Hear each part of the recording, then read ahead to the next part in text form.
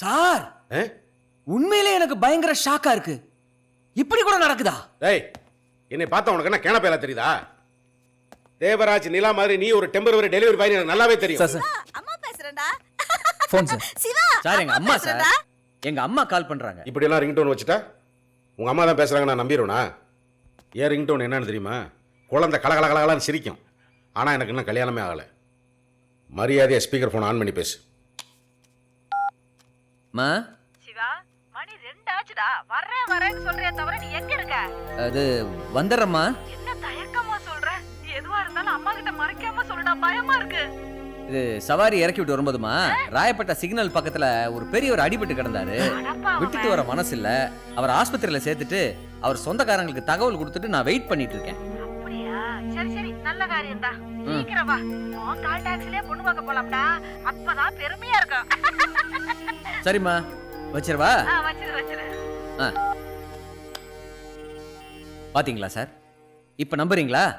எனக்கு இந்த கும்பலுக்கு எந்த சம்பந்தமும் இல்ல சார். ஏண்டா பெத்த தாய்கிட்ட கூட அப்படி போய் சொல்லுவீங்க?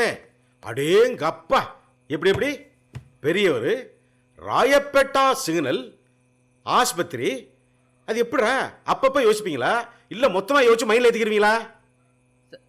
சார் சும்மா சரளமா அடிக்கிற சார், இதெல்லாம் மறைச்சு தானே சார் சொல்லணும். அப்பா சாமி, நீ யார்கிட்ட எதை வேணாலும் மற, ஆனா என்கிட்ட மறைக்காம உண்மையை சொல்லு. சார் என்ன சார் திரும்ப அதே பேசிட்டு இருக்கீங்க? நானும் மதுரக்காரன் தான் சார். நானும் மதுரக்காரன் தான் சார்.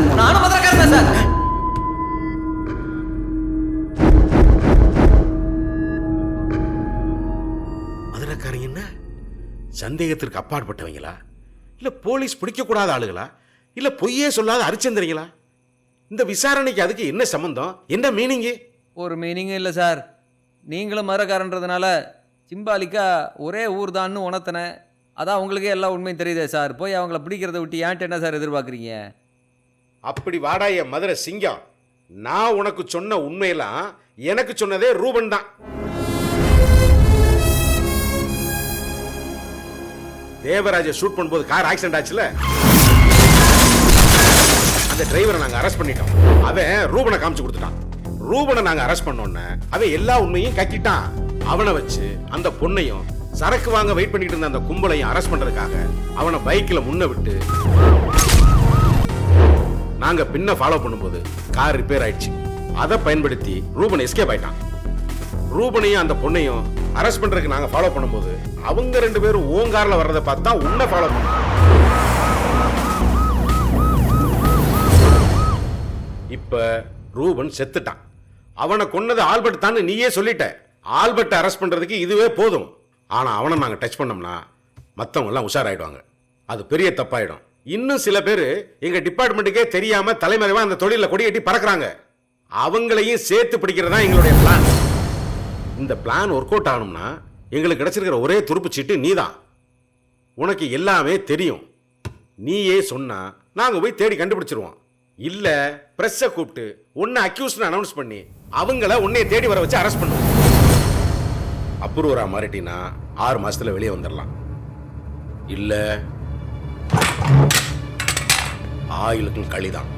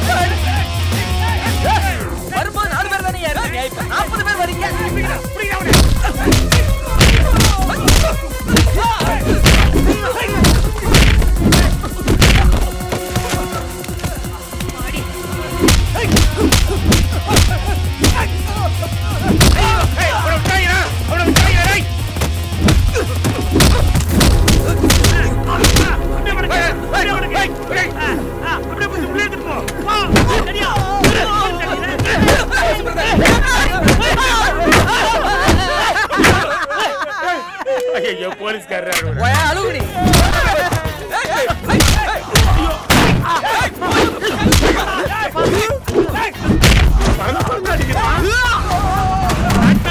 என்ன cricket match ஆ?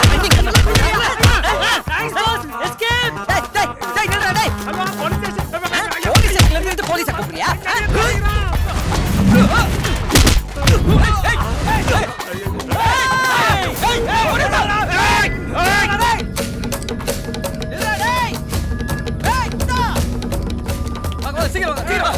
ஓடி பிடிக்க முடியாது சார், வண்டி எடுக்கலாம் சார். டேய், ஓடாத, நில்லுடா, டேய். டேய். நீ சர்க்க. டேய்.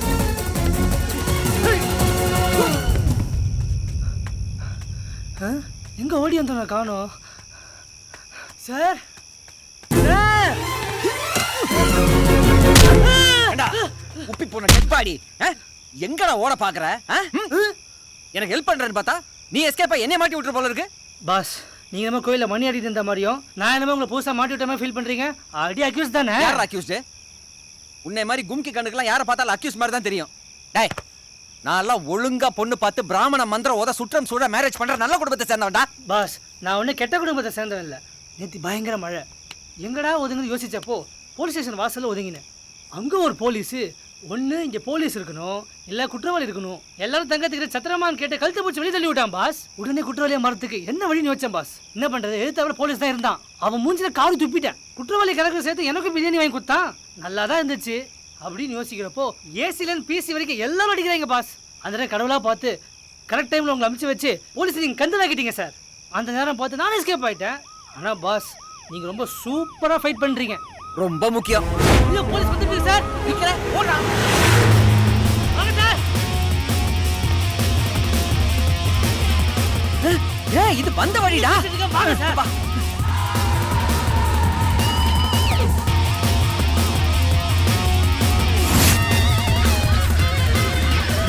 ஏய், வாடா. ஏய், தப்பிச்சிடலாம். சார் சார் என்ன சார் போலீஸ் வண்டியில் போய் ஏறுறீங்க சார்? இறங்குங்க சார். ஐயோ என்ன ஆச்சு இந்த ஆளுக்கு? ஆப்பிளி போய் உட்கார்றான்.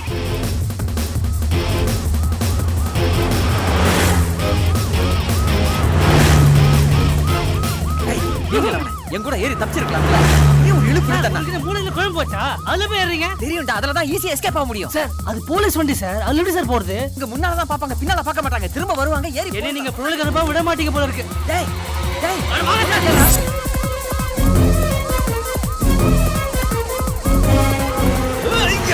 சார் என்ன சார் நீங்க மூலை ஏறிட்டீங்க? அப்பதானடா உனக்கு கிரேன போட முடியும். வாடா, ஏறு.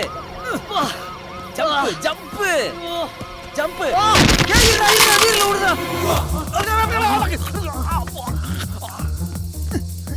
என்ன சார் உங்க இடுப்பு வழுக்குது? வயிறை வச்சு உட்கார்ந்தா வழுக்கதாடா செய்யும். வளையவே இல்ல சார். உனக்கு பட்டக்ஸே இல்லடா. சார் சார் பாத்துங்க சார். டேய், இறங்குடா. கொஞ்ச நேரம் பாஸ், டயர்டா இருக்கு பாஸ். இது என்ன பாவா லாஜாச்சி, இறங்கு. ஐயோ வா, வெயிட். ஏய், தூக்கிட்டு வந்தது நானு, இளைக்கிறது நீயா? இடுப்புல உட்கார்றது எவ்வளவு கஷ்டம் தெரியுமா பாஸ்? ஏய், அது ரொம்ப ஈஸியான வேலைடா. அது பொம்பளைங்க இடுப்புல உட்கார்ந்தா பாஸ். பாஸ் நம்ம போலீஸ் ஸ்டேஷன் இருக்கோம் பாஸ். போலீஸ் எப்படிப்பட்டவங்க தெரியல. இந்த ஒன் சைடில் உள்ள ஃபெயில் ஆனவங்க ஃபிகர் முடிஞ்சு ஆசிட் அடி கலையாவானு பாருங்க. அந்த மாதிரி ஊவா அழிஞ்சிக்கிட்டு இருக்காங்க பாஸ். பேசாம நீங்க அதர் ஸ்டேட்டுக்கு போயிடுங்க. அட போட, விடியறதுக்குள்ள நான் நிரபராதி நிரூபிக்கிறேன்டா. ஏன்னா எங்க அம்மாவோட லட்சியமே ஒரு நல்ல குடும்பத்தெல்லாம் கல்யாணம் பண்ணி நானும் எங்க அம்மாவை எங்க சொந்தக்காரங்க முன்னால தலை நிமிர்ந்து நிற்கணும் அப்படின்றதான். ஒரு வேளைடா குற்றவாளி ஆயிட்டா, அதுக்கப்புறம் எங்க சொந்தக்காரர்களுக்கு முன்னால எங்க அம்மாவுடைய நிலைமை, எங்க சொந்தக்காரங்கெல்லாம் எங்க அம்மாவை பார்த்து அப்படின்னு கைகுட்டி சிரிச்சிருவாங்க. நான் தலைமறைவாயிட்டாலும் அதே நிலைமைதான். அதான் நான் ஒரு முடி பண்ணேன். அந்த போலீஸுக்கே தண்ணி காட்டுற அந்த இருட்டு அக்யூஸ்டிகள் எல்லாம் முடிச்சு என் நிரபராதியை நிரூபிச்சு இந்த நாட்டு மக்களை காப்பாத்தி இந்த போதையில வாழ்ந்திருக்கக்கூடிய இந்த இளைஞர்களை காப்பாற்றணும். மனுஷன் பிறக்கும் போது சாதாரணமானவனா இருக்கலாம், ஆனா சாகும் போது சரித்திரமா இருக்கணும். பாஸ் எப்படி பாஸ் எமோஷன் இவ்வளவு மாடுலேஷன்ல பேசுறீங்க? அட நீ வேறய்யா, இதெல்லாம் மெசேஜ் வாய்ஸியா, இப்படி சொன்னாதான் ஒத்துக்குவாங்க. ஐயோ கிருஷ்ணா, பின்னிரவுல என்ன இப்படி பெணாத்து விட்டுச்சு.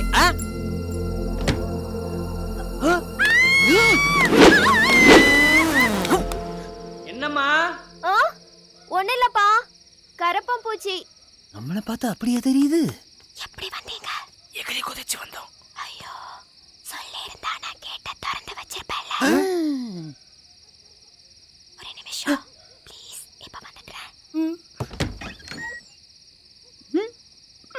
என்னடா லூசோ? லூஸ் இல்ல சார், கேஸ். ஓடிலாம்.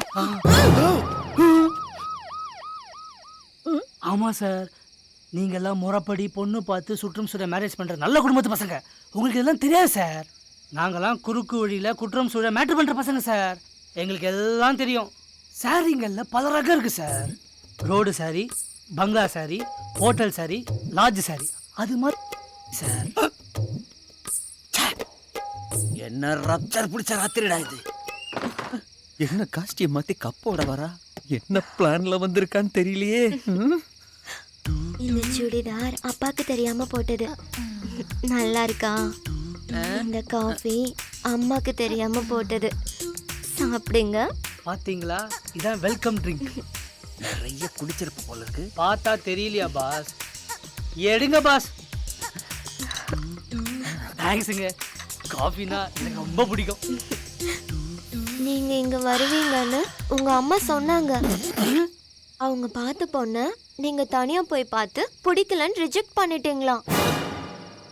நீங்க இங்க கூட வருவீங்கன்னு எக்ஸ்பெக்ட் பண்ணேன். ஆனா மிட் நைட்ல வருவீங்கன்னு எக்ஸ்பெக்ட் பண்ணவே இல்லை. கன்ஃபியூஸா இருக்குடா. ச்சே. எங்க நீங்க